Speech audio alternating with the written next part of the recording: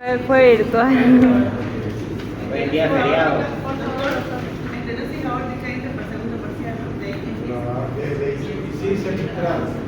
insuficiencia mitral de ahí. Insuficiencia mitral es insuficiencia aórtica. Arteriosclerosis con hepatitis isquémica, angina de pecho, infarto de miocardio y Chagas. La de Chagas. La estenosis aórtica, igual que la estenosis mitral, quiere decir disminución o resistencia a la paso de la sangre.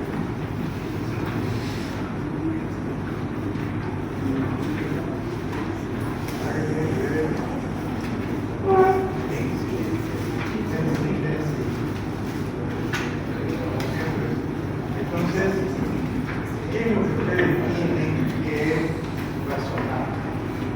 Si ustedes a una manguera, o sea, donde pasa agua, y es de recicle, apretan y el agua va a tener resistencia para pasar. Puede ir soplando. Y si esa agua tiene atrás la posibilidad de quedarse en un lugar donde sea más accesible, se va a quedar. Porque disminuye la velocidad en esa zona y se va a condicionar atrás, hacia adelante, que ya disminuye.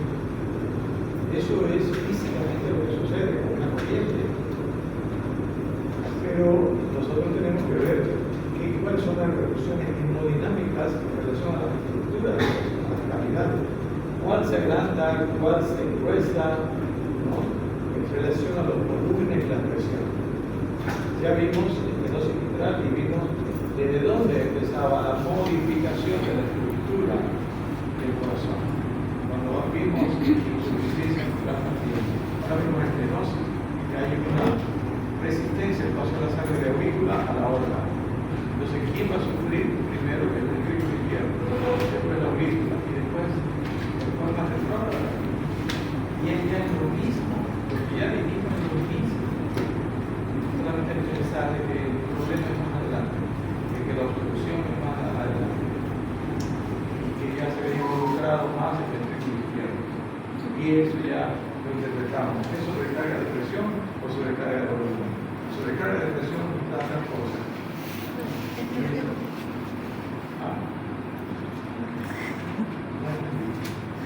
Bueno, eso es en general. Bueno, y entonces, ¿por dónde vamos? Vamos a ver.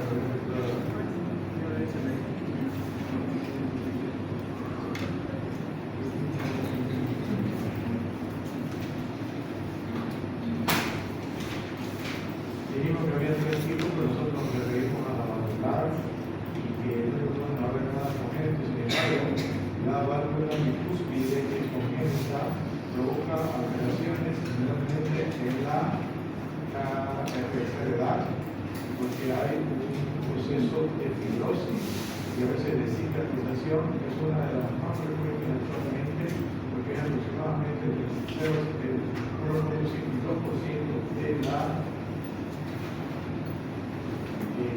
población. Vimos el soplo también, que es en diamante, ¿no? El soplo que comienza con esos sístole, sube y desciende antes de cierto ruido.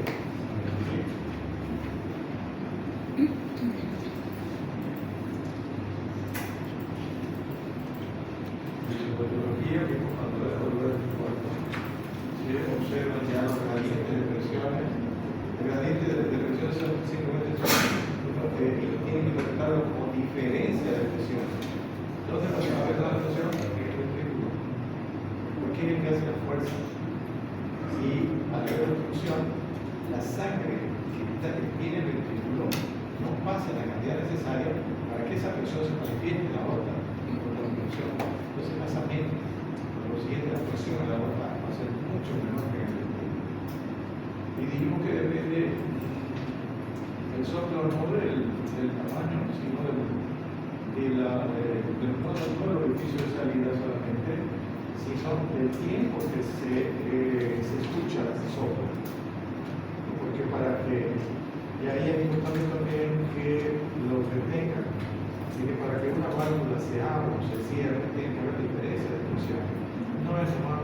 Seguramente eso dice alite, ¿no? Es porque aumenta la presión en un lugar y cierra. Disminuye la presión en ese lugar, ¿cómo se abre? Ese es el mecanismo.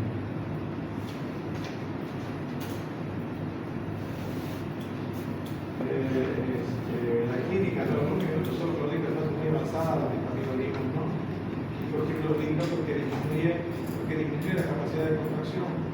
Ustedes saben que la hipertrofia tiene su límite y luego empieza a dilatarse. Va a haber una etapa de transición, va a haber una hipertrofia y una dilatación. Eso se llama hipertrofia hipertrófica dilatada. Entonces, todos los corazones dijimos también en la primera clase que van a la dilatación. Si empieza con hipertrofia excéntrica, al final esa hipertrofia excéntrica pierde capacidad de contracción y sigue y ya se dilata definitivamente con menor fuerza de contracción. Y la hipertrófica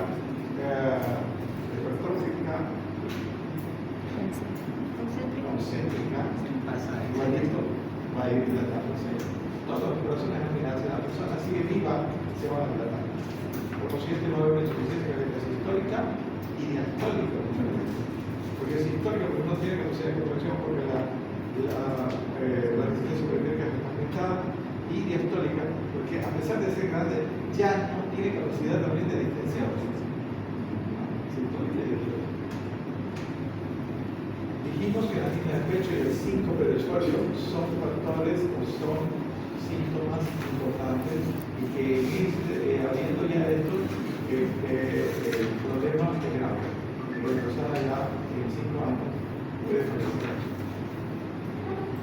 Eso lo vimos, ¿no? Es importante una intervención quirúrgica. El tratamiento de una intervención quirúrgica, como dijimos en el conocimiento,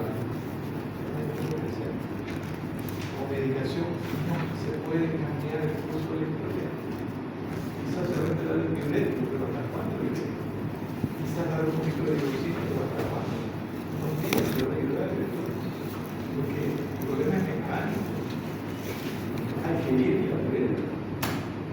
Entonces, es solamente preparar el cuadro clínico, la química, el ciclo de esfuerzo, manifestación de insuficiencia articular y que son signos de esclerosis aórtica de grado avanzado. Dijimos por qué la angina. ¿Sí? Sí, señora, dijimos por qué la angina de pecho y la esclerosis aórtica. Ayuda. ¿Por qué la angina?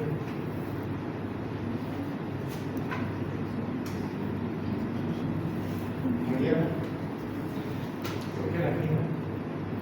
¿Por qué la angina? ¿Por qué el síncope? La angina Circulación retrógrada.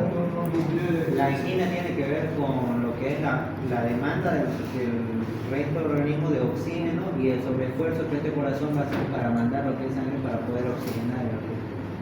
Hasta cierto punto sí, pero es una sobrecarga de tensión. Entonces, ¿qué es lo que sucede? Dijimos que no solamente es importante el trastorno y el aporte, en este caso coronario, no es solamente eso, sino también el factor necesidad aumentada, como el hipertiroidismo. Si a usted le mandan para la semana 100 muy bien, ¿no? Que pueda alcanzar. Pero si usted gasta más, ya queda en déficit. Entonces, ¿por qué? Porque sus necesidades son mayores. Se devaluó el poder del calor. Entonces ya no le alcanza. Entonces las necesidades también son importantes. No solamente disminuye el aporte, por eso hay isquemia, obstrucción de la coronaria, es igual isquemia. No, también las necesidades. Si la necesidad es mayor al aporte, hay isquemia. Entonces, esa es la angina. Entonces, en la estenosis aórtica hay angina de pecho, la estenosis importante. Y el síncope de esfuerzo. Ahí disminuye el flujo de sangre hacia el cerebro por la estenosis. Disminuye el flujo de sangre en especialmente cuando la persona hace esfuerzo, porque los músculos estriados se quieren llevar toda la sangre porque la necesitan para moverse. No va hacia el cerebro. Entonces, ¿cómo se cae? Sí.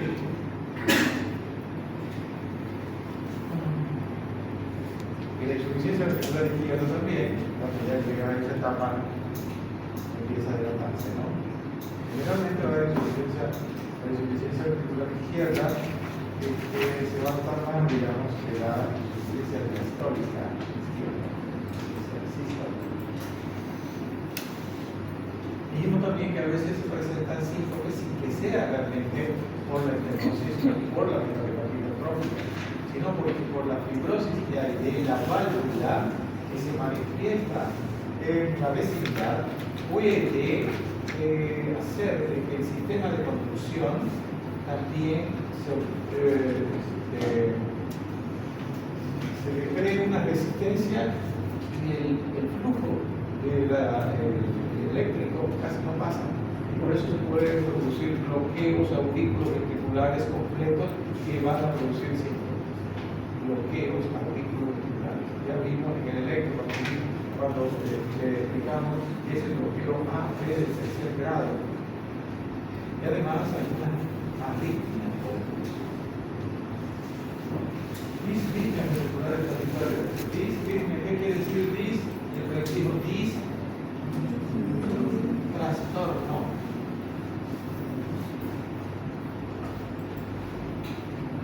En el curso carotidio hablamos de parvus y hablamos de pardos, ¿sí o no? Curso carotidio. Parvus, porque de qué depende, y ahí vuelvo a insistir cuando estudiamos hipertensión arterial o cuando estudiamos solamente un paciente normal, ¿a qué se debe la presión arterial sistólica? Al volumen de sangre que expulsa el corazón en la sístole. Por supuesto que no es el único factor. Dijimos que siempre tenemos que tener presente bomba, volumen y vasos. Teniendo en cuenta que los vasos están normales, porque es un paciente normal, y la bomba también, el volumen de sangre que sale, presión sistólica. Entonces la presión sistólica la interpretamos de esa manera. Cuando la presión sistólica está disminuida, debemos buscar qué está fallando. Está fallando la bomba, está fallando los vasos, se han dilatado demasiado, hay un shock, o el paciente está deshidratado. Desde que lo es importante, o enfermado, disminuye la presión sistólica, o tiene insuficiencia cardíaca sistólica. Entonces, no es normal, como les dije yo, tomar la presión tanto por tanto, como está en presión tan normal. ¿Cuánto es normal? 120, 80. ¿No? Ya se les salió el chip del 120, 80. Pero ustedes no tienen toda la culpa, porque eso también en internet está y en el día del corazón, el año pasado, mi colega, que era la presidenta de la Sociedad de Cardiología, hizo hacer unos banners, decía presión arterial normal 120/80. Yo le dije, no debe ser así, la gente que viene a estudiar no puede tener estos falsas cifras. No se puede, se puede poner presión, séptimo consenso, presión ideal 120/80. Presiones máximas 140/90, presiones mínimas 40/60, presión arterial media, ¿sí? Entonces, parvus y parvus que eleva poco, porque el flujo de sangre de acuerdo a la arteria que es defensible, ¿no? Elástica, vamos a hacer el pulso, y estados, porque la cantidad de sangre del ventrículo al salir hacia la aorta no demora. ¿Por qué demora? Porque uno se lo que sale un poquito y listo, se cierra la aorta. Demora porque tiene que ser menor la presión en el ventrículo que en la aorta para que se cierre la válvula y deje de pasar sangre. Y inmediatamente entra sangre de la aurícula al ventrículo y va aumentando nuevamente la presión. y ya cuando así pues, se abre de nuevo. Eso lo tiene que razonar. Es difícil.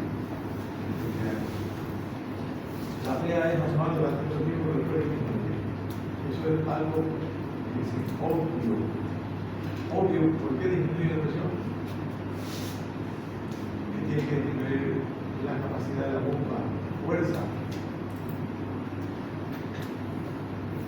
Una presión sistólica por encima de 180 milímetros suele destruir una velocidad, ¿no? Si tenemos una presión alta, más de 180, la hipnosis teóricamente no debe ser observada. Como ya dijimos, el volumen de sangre que sale por esa estenosis es bueno. Por eso ha hecho una presión sistólica buena. Si está muy cerrada, va a salir una pizca, una ordeña. Entonces, ¿cómo va a ser la presión sistólica? Menor.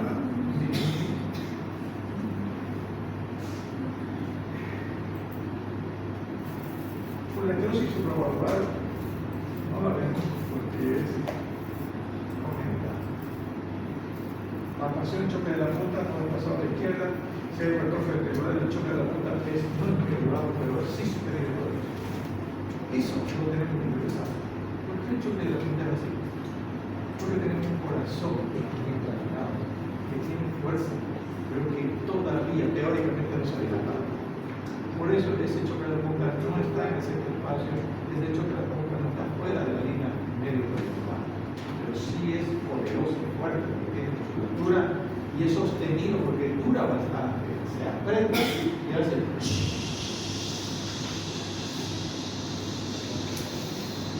hasta que pasa la cantidad de sangre que tiene que pasar. Es muy característico un soplo sistólico alto colocado un poco alto porque también se crece atentamente al paso del cuello y mismo el efecto que con esto quiero decirle de que todos los soplos se irradian hacia algún lugar.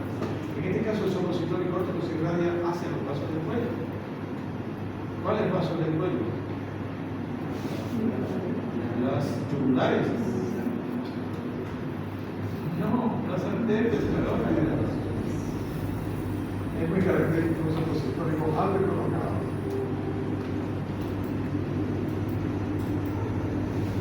El soplo sistólico comienza después de un ruido cardíaco tan breve y intervalo.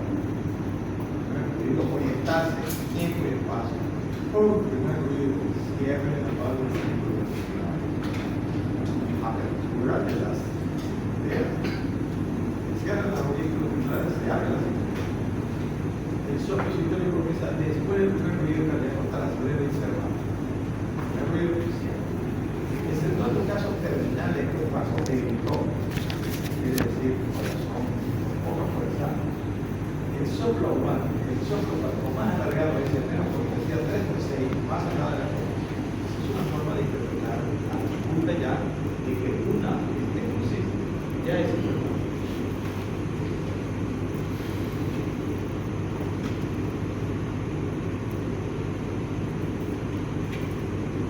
El inicio del soplo que alcanza la bolsa de crecer a mesosístole es más evidente si viene precedido inmediatamente por un chasquido de inicio que después se conoce de esta forma.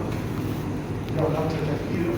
Dijimos, ¿en qué momento la válvula hace ruido? Cuando se cierra, cuando se abre. Cuando se cierra. Patológicamente, cuando hay estenosis, ¿cuánto se ruido la vez? Patológicamente. Entonces eso lo tiene que tener también así definitivamente en la cabeza, porque en el examen de grado de esto se lo pregunta a los estudiantes de la psicólogo, que igual yo de la persona de psicólogo, se llama. ¿Qué es el primer ruido? Siempre se olvida, pero eso es algo que es tan básico. Eso no es categoría, eso es fisiología, eso es tecnología, no es categoría. La ausculta cardíaca es básica para todos, para los médicos generales. ¿Cómo van a atender un paciente? ¿Dónde están sus signos vitales? Tienen que auscultar el corazón. Fluido en 2 tiempos o en 3 tiempos. ¿Tiene soplo o no tiene soplo? Para detectar patología, tienen que saber auscultar cómo es tu corazón normal. Y si ven que no es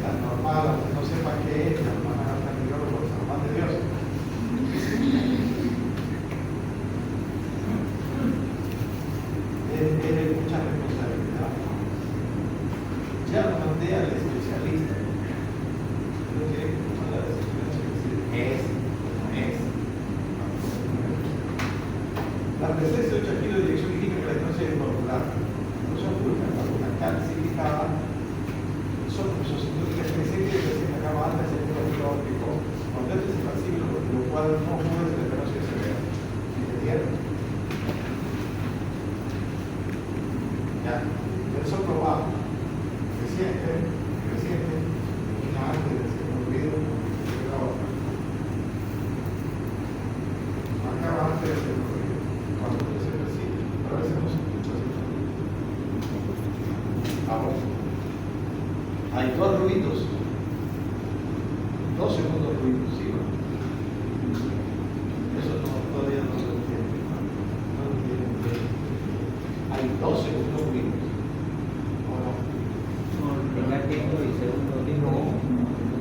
Porque son dos válvulas que están Porque tiene 2 componentes del segundo ruido. Componente óptico y componente pulmonar. Y son más evidentes que el primer ruido, que tiene también 2 componentes. Teatral y lingüístico. Pero ¿por qué son más evidentes que la óptica y el pulmonar? Porque no se cierra generalmente juntos.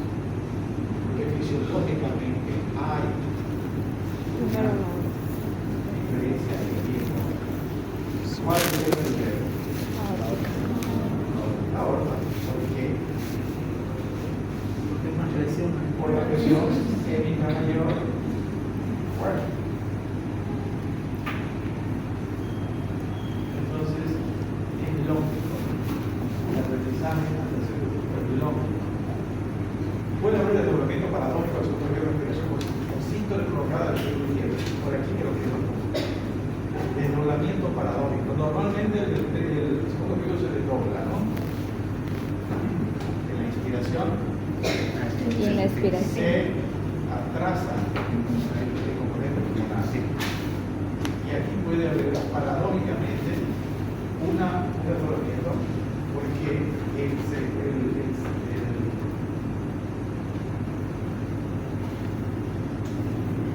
ventrículo izquierdo demora mucho el sístole y la válvula aórtica se cierra muy tarde. Entonces primero se va a cerrar la pulmonar y después la válvula.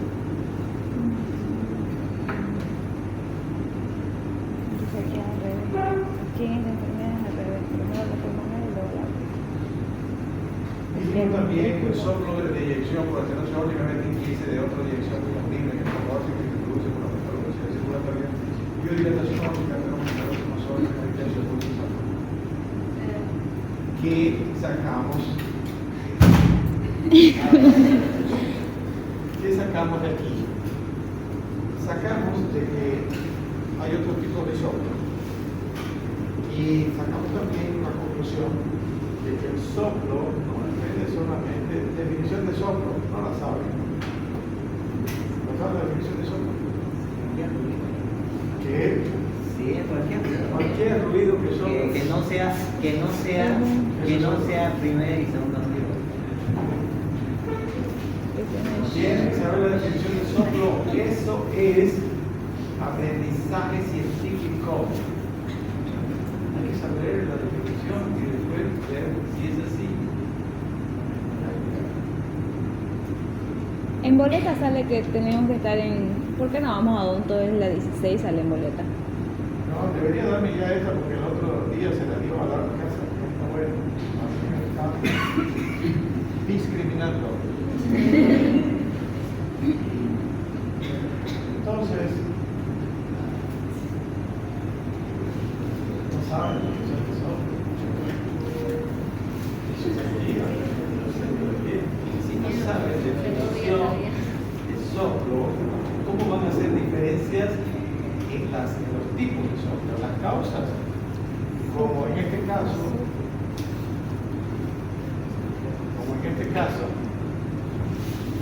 donde hay un soplo, sin que haya lesión, un soplo sistólico, pero no hay lesión. Conocemos la diferencia. Clínicamente, aquí hay alguna característica. Soplo, el ruido lo que hace la sangre pasar de una cavidad a otra cavidad o una zona más estrecha es una disminución. No necesita ver estenosis para ver eso. La velocidad aumentada de la sangre puede provocar soplo. Cuando hay anemia puede haber soplo aórtico. En el embarazo, soplo aórtico, porque hay relativamente anemia, porque la cantidad de líquido es proporcionalmente mayor a los elementos fórmicos.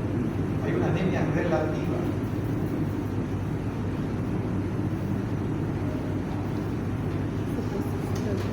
Yo voy a reclamar, ya está bueno.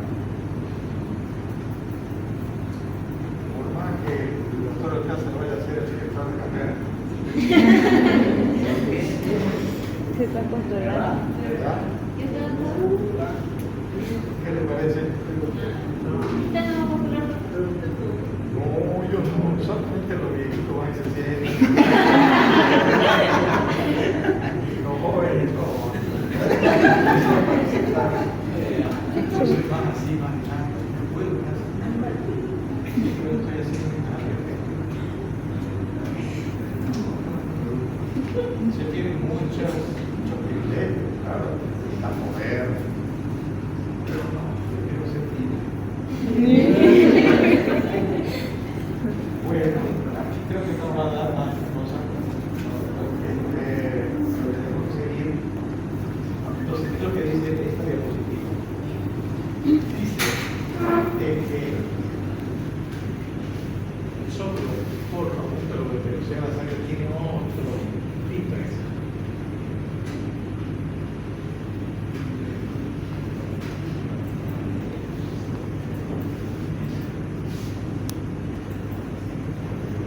Soplo de eyección.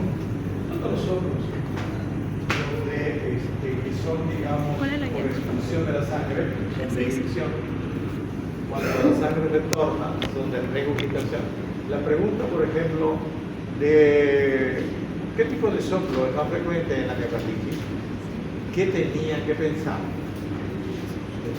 ¿Cómo es una miocarditis? ¿Qué sucede en la miocarditis? Miocarditis igual dilatación. Si hay dilatación del anillo. Por consiguiente, la mayor parte de los soplos son regurgitativos. De insuficiencia. Simple.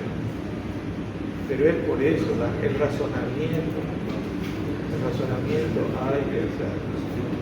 Entonces, el soplo sistólico de eyección por estenosis aórtica debe distinguirse de otros de eyección muy antiguos en el foco aórtico y se producen por aumento de la velocidad de la sangre y o dilatación aórtica. En dos casos. Si la aorta está muy dilatada, también puede soplar. En general son más suaves. Hacen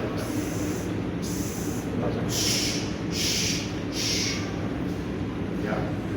Y menos intensos y el pulso es altón. O sea, lo que se escucha es que son más suaves, menos intensos, y usted toma el pulso por el carotidio y le va a hacer así, el pulso. En cambio, en la estenosis, pulso parmusital. Sí, acá hay volumen de sangre que sale. Pensemos en la presión sistólica, volumen de sangre que va hacia los vasos. Por eso se siente en el pulso. Una pregunta, por ejemplo, ¿la frecuencia cardíaca es igual al pulso siempre? No, sí. Pregunta obvia, ¿no? Pero claro, cuando uno es estudiante, duda de todo, duda de su conocimiento, porque no se pone a ver realmente. Pero debería, doctor, un paciente, digamos, por ejemplo, que sea joven, debería ser más o ¿El menos. pulso puede ser más que la frecuencia cardíaca? Más. Nunca puede, porque el pulso es la expresión de la conversión del corazón. Nunca. Es como en la radiografía, la hipertrofia concéntrica nunca va a dar un corazón grande. Entonces hay cosas, hay generalidades que son nuestra base de nuestro conocimiento. Esto es así y no puede ser de otra manera. A partir de ahí, nosotros empezamos a pensar, a razonar y a sacar conclusiones. Pero si dudamos de todo, si no estamos seguros de nada, entonces va a ser difícil. Y no para los exámenes, para su formación como médico. En cardiología, a veces, no sé si alguno de ustedes en algún paciente, hay algunos pacientes problemáticos, en el sentido de que tienen una patología complicada con varias cosas. Había una con un problema pulmonar que parecía un derrame, pero tenía una masa que tenía tercer ruido, pero era más derecho y que se le hizo un eco, que yo pensé que tenía hipertensión pulmonar porque no tenía antecedentes, para que haga una insuficiencia cardíaca derecha. Y yo insistía en mi razonamiento que podía ser eso porque fue rápido el proceso aparentemente, que hizo una insuficiencia cardíaca aguda derecha. ¿Por qué generalmente? ¿Cuál es la causa? ¿Cuál es la causa de la insuficiencia aguda derecha? Insuficiencia cardíaca izquierda. Tromboembolismo pulmonar agudo. Entonces pensé yo tromboembolismo pulmonar, pero tromboembolismo pulmonar grave, el paciente se muere. Entonces yo, ¿qué será? Los neumólogos no les dan importancia. Para mí, cardiólogo, insuficiencia cardíaca, le di diuréticos y le di incluso tadalafila ya. La señora siente dolor ahora nomás, ya está más adaptada, sigue teniendo una masa ahí, y que los neumólogos dicen que es atelectasia, no sé hasta qué punto la atelectasia es tan importante, pero hizo una insuficiencia cardíaca derecha, aguda. Entonces, ¿qué? Uno se tiene que agarrar de su experiencia. La experiencia lo que nos da, creo yo, uno de los factores que nos da es seguridad en algunas cosas, porque los conocimientos ya están bien definidos. Ustedes, todo es novedad y no tiene de dónde agarrarse a veces, por eso se cae. Entonces tiene que empezar a buscar parámetros definitivos, entre comillas, porque en la ciencia todo es cambiante. Pero mientras tanto, ¿qué es lo definitivo? ¿Qué es la base? Para que ustedes de ahí empiecen a razonar. Bueno,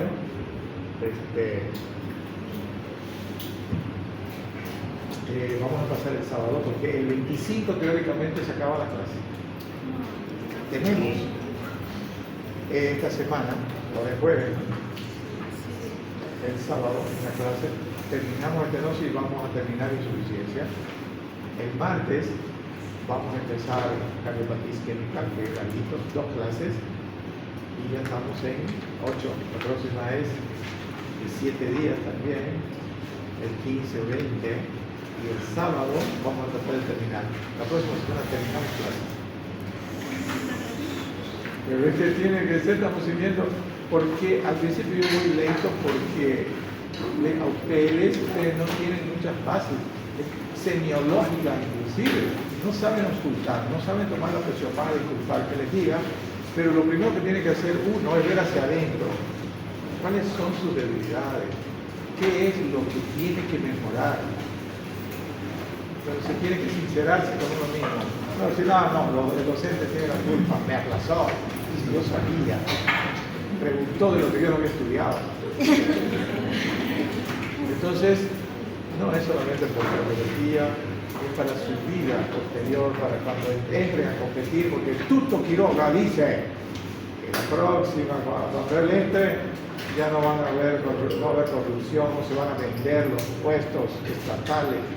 Tenemos que hacer de que todo sea a través de la meritocracia, de que vale el esfuerzo de la persona, su estudio y su sacrificio. Así tiene que ser. No por ir a ser un político, ¿no? Estar detrás de alguien. Eso es indigno de la persona, indigno de un profesional médico. Yo lo critico al presidente, a mi colega Anzuategui. No es posible que los médicos vayan a mendigar un puesto o que tengan que pagar para que les den un trabajo. Tanto que se estudia, tanto que se sacrifica uno para hacer eso. Está bien una persona que no tiene una preparación, un albañil, por ejemplo, ¿no? Donde hay muchos albañiles, y a veces no saben bien, pero igualito intentan hacerlo. Pero el que se preparó, el que se sacrificó, el que estudió, el que intentó, tiene que tener pues otro trato. Entonces, tenemos que cambiar. En este país no puede haber tanta corrupción. No podemos vivir entre ladrones.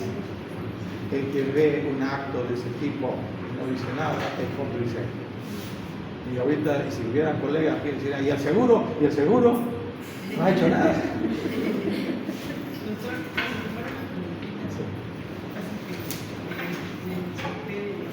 En los temas del segundo parcial, Ya. decía estenosis aórtica que va a entrar. Insuficiencia mitral, que no hemos dado, dimos solo esta estenosis. Insuficiencia mitral, estenosis aórtica, insuficiencia aórtica, cardiopatía isquémica, angina de pecho, infarto de miocardio y miocardiopatía chagásica por enfermedad de Chagas. Gracias, doctor. Parte de valvulopatías, problemas isquémicos y Chagas. 3 temas. El más grande es cardiopatía isquémica. La valvulopatía ya es casi lo mismo, solamente que es en otro lado. Entonces los actores son un poquito diferentes, pero para atrás es lo mismo, porque cuando el problema del ventrículo izquierdo le va a contagiar a la aurícula, le va a contagiar a los vasos, a las venas pulmonares, le va a contagiar al pulmón, a la arteria pulmonar, al ventrículo derecho, a la aurícula derecha y a todo el sistema venoso. ¿Sí o no? O sea, ya es fácil de eso, ¿no?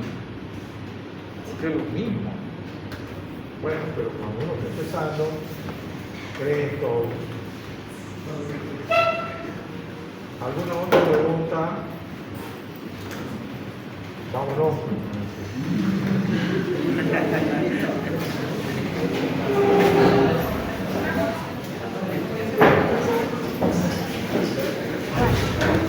A las 7 de la mañana el sábado.